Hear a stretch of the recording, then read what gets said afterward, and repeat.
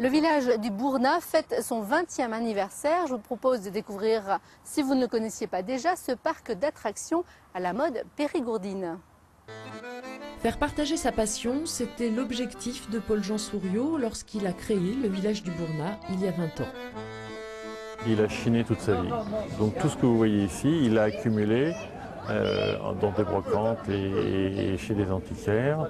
Et comme lui, pour parler vulgairement, s'emmerdait dans les musées, il n'a surtout pas voulu faire un musée. Donc l'idée est venue de montrer les outils, mais dans leur vie propre, c'est-à-dire avec des artisans qui les utilisent réellement. C'est la confiture de melon d'Espagne. Et Paul-Jean Souriau était un visionnaire puisque cette plongée dans la tradition est très tendance actuellement.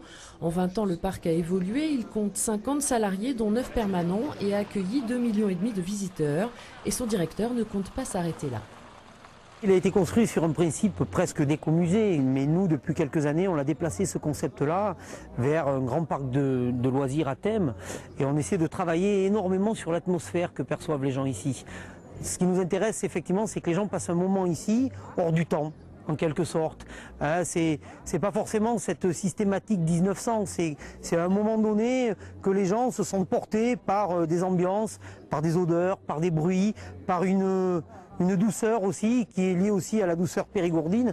Dès le premier tranchant de l'ARER, Parmi les animations proposées pour ce 20e anniversaire, les plus courageux pourront passer le certificat d'études, un examen pas si facile dont les anciens se souviennent. Quant aux autres, ils pourront grimper dans une nacelle pour un tour de grande roue, la nouvelle attraction du parc.